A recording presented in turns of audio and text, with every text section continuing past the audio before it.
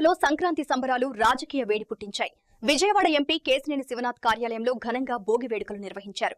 భోగి మంటలు వెలిగించి ఎన్డీఏ కూటమి నేతలు, కుటుంబ సభ్యులతో కలిసి ఎంపీ కేశినేని శివనాథ్ సంబరాల్లో పాల్గొన్నారు. ఈ సందర్భంగా గత వైసీపీ ప్రభుత్వ విధానాలను నిరసిస్తూ జగన్ బొమ్మ ఉన్న రైతు పాసు పుస్తకాలను భోగి మంటల్లో వేసి దహనం చేశారు. విజయవాడ నగర అభివృద్ధిపై గత ప్రభుత్వాన్ని విమర్శించిన ఎంపీ, కూటమి ప్రభుత్వం అధికారంలోకి వచ్చిన తర్వాత విజయవాడను అన్ని విధాలా అభివృద్ధి చేస్తున్నామని స్పష్టం చేశారు. ఈ కార్యక్రమంలో ఎన్టీఆర్ జిల్లా టీడీపీ అధ్యక్షురాలు గద్దె అనురాధతో పాటు మహిళా నాయకులు పాల్గొన్నారు.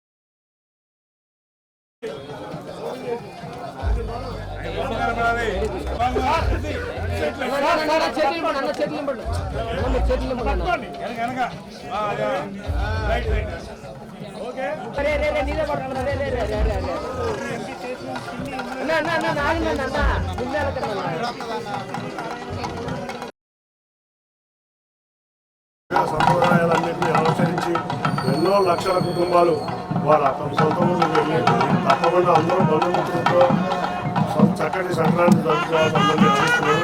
అంతేకాకుండా ఈ సంక్రాంతి రోజున మేమందరం కూడా భోగి జరుపుకోవడం జరిగింది.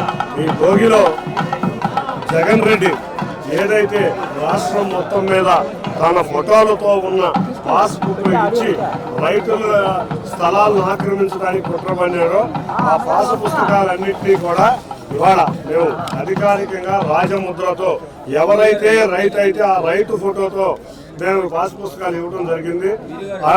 ఆ జగన్ రెడ్డి ఫోటో ఉన్న పాస్ పుస్తకాలన్నింటినీ కూడా ఇవాళ రైతులందరూ ఒకటే డిసైడ్ చేసుకున్నారు. ఆంధ్రప్రదేశ్ రాష్ట్రంలో ఉన్న భోగి మంటల్లో ఈ పాస్ పుస్తకాలను తగలేయాలని. కాబట్టి మేము కూడా ఇక్కడ జగన్ రెడ్డి పాస్ పుస్తకాలు కూడా భోగి మంటల్లో కలగడం జరిగింది.